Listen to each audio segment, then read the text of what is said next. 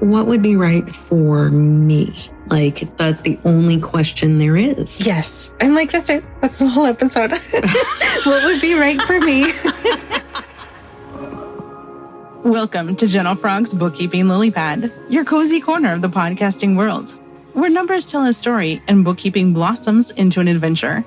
My name is Rachel Barnett, and I'm glad you're here. This podcast is for bookkeepers who enjoy authentic, unfiltered, and always encouraging friend to talk shop with. We will be discussing what it's like to own and operate a small bookkeeping business. How have you liked podcasting so far, by the way? Oh, it's okay. Mm-hmm. Yeah, it's my second attempt. So the first one was like collaboration with someone and it wasn't the right fit for me. And so now I've got this one and I really like it because it's me speaking to people. And what I really want to do is speak to people who are new in business and freelancer talking to freelancer, not a person selling smoke. Right. So how's yours? Like you've had yours for, I feel like forever at this point, whereas I'm a newbie. Well, it's since October of 2020 and it's changed a little bit too. And I needed to take a break. So I'm actually on a break from my podcast and that's like reasonable and fine. And the books kind of took over and nothing else was available. So like for now, it's good. Okay. Just as it is. It's going to just like have its own life and up and down. Okay, that makes sense. I was looking for it this morning because I need to listen to the most recent episode, the one in May. And I'm like, maybe I'll just go searching. And I found your playlist. I'm like, this isn't it. So it's like, whatever. I'm not an expert at my podcast app. It's fine. It's fine. I do find, though, that when you have leads coming in, this is something that I did, especially for people who were like, I'm dealing with this. What do you got? And I would put together a playlist for that thing based on whatever they were dealing with or what sounded like it could be resonant and helpful. And that was just every time I did it. I didn't do it very often, but every opportunity. So appreciated. And I felt good too. Yeah, that's awesome. I like that a lot. Curated playlist. And then, of course, people can still contact you and work with you directly. But of course, what a good happy medium. Yeah. It felt personal without getting in their business. Like part of this is just so nice because it's not, it's lurker friendly. Yes, exactly. Mm-hmm. It's a nice chance for people to get to know people in a safe space without feeling like they're being sold to. Right. Or that anybody else can see the content they're listening to. Oh, right. Yeah, that's true. Mm-hmm. Yeah, it's all in the privacy of your own headphones. So I met you like ages ago through a friend and then hired you a couple of years ago as a grief coach. So I wanted to chat with you specifically on the podcast because it's December and people go through weird bouts of grief. And even if not, there's just the highs and lows of business ownership. Right. And so anything that you want to talk about or not talk about, any tips, anything about like your Emergence program, just I would be a complete puddle of goo if it wasn't for our time together. I like the easy collaboration of it, honestly, Rachel, because like we're here for people. That's it. What do you want to do? Okay, how can I help you do that? Can I help you do that? True. Yeah. That's it. Easy. And like, I'm happy to just see what feels resonant. The more that I understand a little bit about, new business owners, freelancer to freelancer. Yeah, it's scrappy. That's exactly it. Like, it's totally scrappy. And I'm so tired of people telling new bookkeepers that if they just buy this program, they can make 6 figures in a week. And none of that is true. And then people feel bad about themselves. Right. And I do not like this. So I want to be the opposite voice. Well, one thing then is, okay, if we weren't having this sold to thing and people were not dancing on our fear buttons, what would be right for me? Like, that's the only question there is. Yes. I'm like, that's it. That's the whole episode. What would be right for me? Right. So I can go into a little bit of like reaction versus resonance. Copywriters are very great at their skills. You can tell because emotion. I'm happy to do that. Like just to sort of calm the chaos voice. Yeah, I would love it. Please. Yeah, I'm in. So who do you normally work with? Like I said, when I met you, you were doing a lot of grief coaching, but what are you doing now? I've sort of zoomed in on my message. So I say I work as an emergence coach, and this is something that is often more palatable, it's still grief and loss and change. And it's usually innovators, high achievers, early adopters, this sort of self-identified person who is going through grief, loss, or a shadow season. So the reason that I like to work with the word emergence is that it really helps a person, a human in our day, age, and culture to understand that, like, yeah, this is a progression. We're not doing grief and loss coaching and then we're stuck and camping in grief and loss. Right. We are on an emergence progression. And how do we do that in and around these life events or relationship events that are real and painful? And how do we keep going when we're too scared? We're so scared. Right. Scared is definitely it. Or sometimes just too afraid to move on. Yeah. Everything feels big and daunting and overwhelming. And I don't know what to do. So I'm going to do nothing and hope that it just magically passes. Right. Or risky. Like, I've already lost so much already. I can't bear to imagine what else could be lost in this moment, this season, this whatever. So thank you. I'm withdrawing altogether. Right. Safe. And I'm down for that. I'm down for safety and consent every given moment. And when there's a sense of restlessness or, oh, okay, I'm getting kind of tired of this, that's time to move. Okay, that makes sense. That it's okay to stay wherever you need to stay to feel okay. Yeah, when you're tired of feeling those feelings, when you're like, okay, I've been stuck here long enough. Okay, there's some sort of movement or next step I need to take, and I'm terrified. Those are the signals. And they may not be the signals that you want. Right, exactly. No, what I really want is the signal that I've won the lottery or that everything is magically going to be okay and I don't have to do any work. Yeah, how about we just continually have peanut butter and Cheez-Its delivered to my home without any responsibility at all? Sign up for that. I'm so excited to have you. And I'm like, you're just like a big ball of knowledge, like a human hug. Right? Thank you. I totally received that. I totally reflect that. Do you have tips or anything that you give people when they're trying to find their groove? More broad that might have been like on a podcast and less specific to like, oh, here's your particular situation and my ideas for it. There are so many different things that just can come about in a life or in a season that are like, I don't know really how I got here. So some general grief knowledge is probably going to be a little bit useful because what do we want to feel? Not that. Ooh, true. Yes, exactly. So what I will say is that grief and loss are cumulative. You're not doing it wrong. And like, okay, what feels best for me right now? It's going to come back to what's right for me right now. If I was not around anyone or influenced by anyone or my phone battery completely died and I didn't have any way of crowdsourcing this particular solution or Reddit or whatever, what would I do from a quiet place?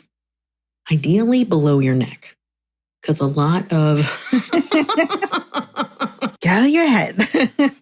Yeah. So like we carry a lot of stress. We have continual ideas. We have the 40 to 60,000 thoughts a day that we're not going to know all of them or be conscious or aware of all of them.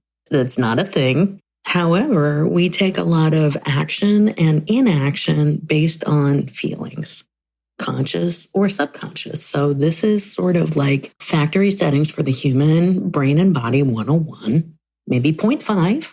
Like I hang out at 0.5 in a lot of places.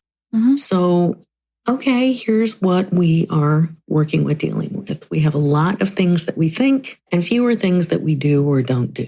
That's how this one works. If we are taking action or inaction based on feelings, which come from thoughts, which are based on circumstances, then our results are close at hand based on the actions we're taking or not taking.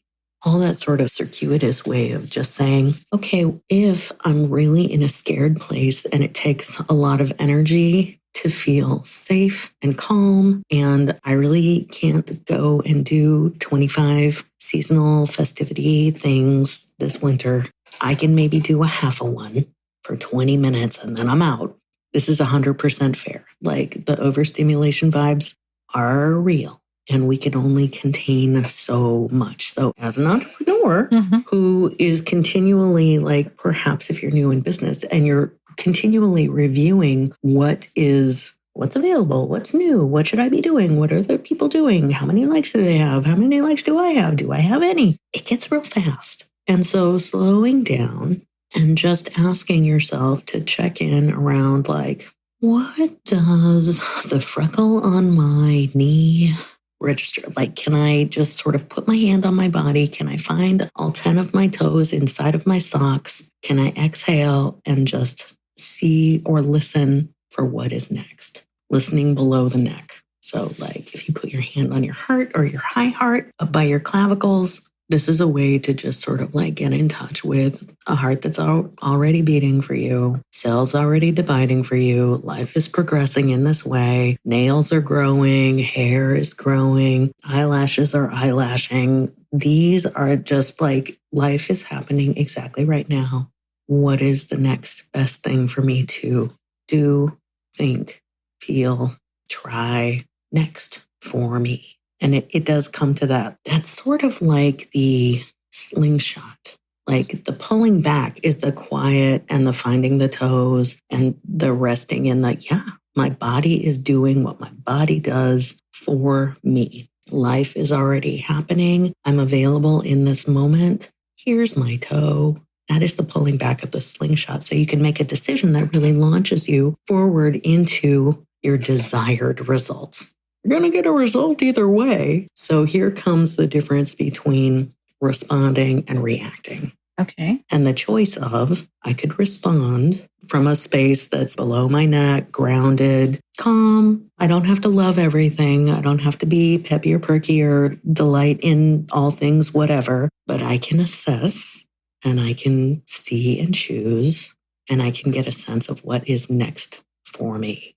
Or I can react to what's around me, what I think I'm seeing, because like of everything we're seeing on any media channel, social or otherwise, there is far more that we are not. Oh, yeah. And so like, okay, what's the story I'm going to make up about that? Like, okay, or any of those things are, for me, it feels like kind of a spell. Like kind of a hypnosis, kind of if I get carried away with the copywriters who are doing their craft and all of a sudden I feel like very activated and my nervous system is getting sort of plucked like a harp. Like, okay, like I don't like to play that. That doesn't, those brain chemicals that drop, the adrenaline that courses, the cortisol, that's not fun for me anymore. And so that is an indicator for me of here's where I tend to, and I have a lot of field research around making those decisions based in reaction. Response for me, it takes a little bit more time, but it's a better decision for me and my business and the people that I really want to connect with and be with. That's awesome. Does that make sense? Yeah, it does. I'm excited to go back and listen to it again because I'm like, yes, I do feel like things get plugged like a harp. I definitely have the visual, like slow down, really think about your thing. And then once you do that, you are propelling yourself to where you want to be because you stopped and thought about where do you want to be. I was looking at someone's Facebook group today and not really comparing, but kind of comparing where I'm like, oh, they have so many members. And then I'm like, oh, well, I'm fine. I'm trekking along where I'm at and that's okay. But for that brief moment, I'm like, oh my gosh, there's just not even any comparison. Right. And, like there's a part of us in our just human mechanism because we do have a brain and it is smart in some ways. And in some ways it's real dumb. Yes. So like, this is part of what we do as just humans. Like we're trying to see how we fit. And that Facebook group may be like 10 months old, 10 years old, like us coming in to sort of take a snapshot of how we fit in comparison. It's not fair to us or them at all because there's so much we can't see and don't know. It's true. But that initial response, thank you for saying, because that is a lot. There's a lot of opportunity in a fast-moving platform for many experiences of that comparison. And we can really get into some despair around, is it even worth it? And this is where like we suffer and we don't know that there's another option. in terms of, okay, I often don't remember that there's lots that I'm not seeing about that group or that whatever. There's lots that I don't know about the person who's the admin in there. Right. Maybe there are 7 admins in there. For the person who's new in business, this context is really important and valid. For the DIYer who is totally DIYing all of it, you get to take credit for this. This is like every single diaper on your 7 jobs, 7 job babies. Like you are caring and conducting and stewarding all of them. And so this is a time of real work. And I'm going to suggest an opportunity for including yourself in some more support, whatever that looks like. If that looks like, please, could somebody bring me some Post-it notes from across the room? Yes. If that looks like, I think I need to stop for 20 minutes and go get myself some form of nutrition that does not come from a crinkly bag. Yes. I am not admitting to anything. Well, this is all based on ask me how I know from my own personal experience, right? So like, what's going to generate support for me in the care of this? We're playing a long game. And, for this audience of tender and needed professionals, right, this is a long game. And there's a lot that's front loaded at the beginning where you're building the plane while you're flying it, while you're the passenger, while you're while you're putting all the luggage in, right, all of it. So like some grace and some support and some encouragement is really useful. And that's something that, I've been in freelance work since 2013, and I really could have used that information back then. Yeah, exactly. There's just so much. And even if you knew the things, like the world has changed so much that you couldn't tell your past self because you wouldn't have the context. Yeah. And in the case of, hey, what do I need next? What sounds good to me next? With what I have, with what's available, like trusting that that is good enough for now in this moment for this one next decision. Right. You're more capable or able, sometimes even more willing to trust that your thought process has been there. Self-doubt is another one of those gremlins that's like, I should have, why didn't I? I should have.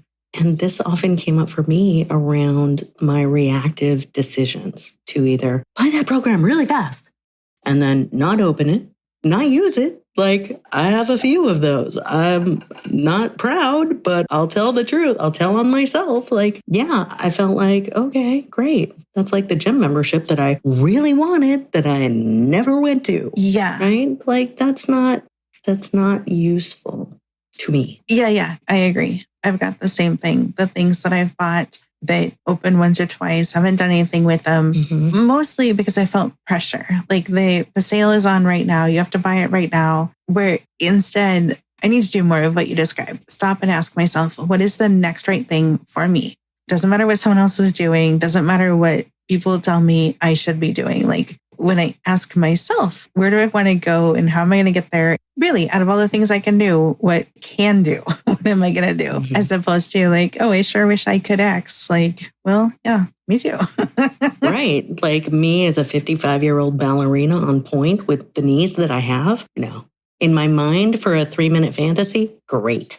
Totally. I was going to say, I think this is great. I've had an email going back and forth with a gal who's feeling discouraged because she's busy comparing her brand new self against experienced self. And I'm like, you can't compare the two. Right. Thank you for saying that because I do have something that may be useful. If comparison is really something to be hard to get away from, I have the perfect consultant for her and everybody to engage with and get to know. And that is the future self who has done it. Okay. And so what that looks like is, okay, if you could please like close all the tabs and put the phone down and just sort of allow some part of your physical self, your connective self to reach out into the future to the self, that's you, who has done it, who has arrived at that place that you want. So if you wanted to have a full book of business, okay, I have a future self This is something that may be a little bit playful, maybe a little bit out there. I'm going to ask you to try it on because it's still you. Right. So if you were to schedule a Zoom meeting with your future self 3 years down the line, 5 years down the line, what would future self tell you about your path and what you needed to do next in this situation? Because future you, who has achieved that full book of business or that whatever number that you are desiring in a year, in a career, if they've already done it, they're going to know. And so engaging with yourself, and here's how I do it. Okay, please. Yeah. One, do I believe that there is a future version of me who is like, has done it? Because if there's no belief there, then that's something we cultivate. Is it even possible for me to get a full book of business? Right. Or get the next client? Or, these are things that me as an entrepreneur has been with for years. And so one is cultivating that belief. For me, I'll just sit down and I'll be like, usually writing will help me. Sometimes email, like I do longhand in a college-bound spiral notebook because Target 25 cents at back to school time is my love language. Yes. People also may set up a private and free email for their future selves that they will email out to, and then they will wait. Not for an actual email to come back, but for a response from a part of you that comes from deeper inside. And usually that's in like my guts. I'm like, oh, that's where my answer comes from. Rarely here in my head, because here in my head is busy with opinions. In my guts or in my heart, that is where I am drawn forward. I'm not pushing myself. I'm not over-efforting. I'm waiting, and then I trust what comes next. And sometimes that's something really scary. Usually it's something very tiny. And then it's trusting it. Like, am I going to follow that from my future sense of self? Or am I going to believe my brain? Neither one is wrong. Right. But these are some options. Those are great options. This really brings about more self-trust as well, because future you has the same heart, has the same lungs, has the same like general eye color, probably the same eyebrows, unless the style goes into whatever it goes into. There may be the odd pair of pants that you're still wearing in the future, 3 years down the road. Like, it's all the same. It's recognizable. It's a belief element, and then it's a trust element. Yeah. Do I trust what I'm getting? Am I calmer for this? And please beware of the immediate gratification police who are like, that's not fast enough. I'm not there enough. I'm not there soon enough. That is not a long game. That is fear talking. Yeah, exactly. Fear, and sometimes not realistic. Right. There's nobody to say like how soon or what schedule this is going to happen. And that's not why we're here. You being an entrepreneur or being a freelancer or being in business for yourself in any respect is going to be a lot of new information about yourself. Yeah. Such a good way to put it. I've gotten to know myself so much better. We spent a lot of time together. Hello, personal development. Yeah, exactly. So like, okay, this is one, you're multitasking. So well done. Personal development plus business development plus community support plus offering services and products that are useful and thoughtful and generous, solve real problems. You're doing a lot already. Just like those last 4 things are things that we do every day. Right. We solve problems, we give solutions, we offer support, add on some professional and personal development. This is a masterclass in life. Yes, I'm exhausted thinking about it. And now I understand why I'm way more tired than I was when I had a job. Oh my gosh, right? Yeah. Right. It's different stuff and lots of decisions. And you never know which one is the right one. You're just kind of forced to ask yourself, what am I going to be most happy about? Future self? What do you like better? Right, exactly. And you can trust your body's response, whether or not it sort of like cinches up and the shoulders go up, hair gets hackly, or, there's a sense of fear or a stomach clench. These are indicators. This is like muscle testing. If there's, okay, that seems doable. I feel calm. I'd be ready for the next step as well. How is that furthering your business? If I'm able to see and assess and I have the energy to do one tiny step and then I'm willing to look at the next tiny step, This is progress. Mm-hmm. This is how we get to the next client without the hurl of adrenaline or the swirl of cortisol. Optional. Yeah. I didn't know this. So I spent a lot of time in fifth gear and a lot of fear. I burned a lot of energy and a lot of money and a lot of my time. Right. And I still didn't know what I needed because I wasn't asking me. I was comparing. But yes. Yes. Is this relatable at all? Yeah, exactly. And like fifth gear, spending time, money, not asking yourself, not getting anywhere because you're not busy asking yourself. You're like running a race, but you don't even know what you're running with or for or towards. You're just like, everyone else is running, therefore I shall run. Exactly. And, lemmings do that. Yeah. Totally. There's nothing wrong with lemmings. And as a business owner and leader, it's important to not take yourself off the cliff. Yes. This has been amazing. I'm so thrilled. I love talking to you every single time I get to. Thank you. Thank you. Is there anything that you want to include or pitch? Okay, so what I will share is that I do have a collaborative project that comes up quarterly, and it is in and around the solstice and equinox. So at the time of this recording, we're a few weeks out from December 21, which is the winter solstice. So part of the reason that I work in this capacity is I have a tendency to feel like I'm behind or I'm missing out. So holidays tend to sneak up, season change tends to sneak up. So I am in collaboration with a business breakthrough coach who's a delightful, heart-centered person named Sarah Stokes. We team up to just offer a clearing and energetic and emotional reset called the Solstice Shift or the Equinox Evolution. So I'm not missing out on seasons changing. I'm continually clearing and making myself available for what's next for me from a safe, grounded place. Part of this reset includes a grief shifting session with Reiki that is led by me. And then Sarah takes on kind of a coaching and business directive short session. And then we finish it all off with a sound experience. So Rochelle from the Eclectic Spark, based out of Eau Claire area, Wisconsin, she does a sound experience. So it's pre-recorded for us in the Zoom nest. And then in person is totally happening live. And that's a quarterly gig. This is our third one. We're just almost sold out of the in-person stuff. Small group. It's awesome. And then it's done. People are, I don't know why I'm drawn to this, but I think I need to be here. That's great. That means it's for you. And then the other URLs, I'll send my link tree and that'll be easy. Yeah.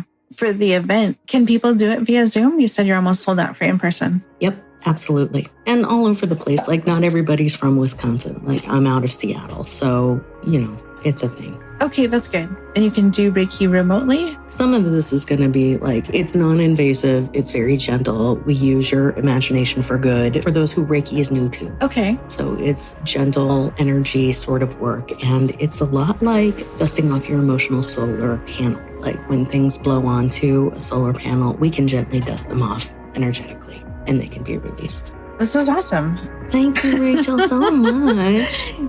Thank you.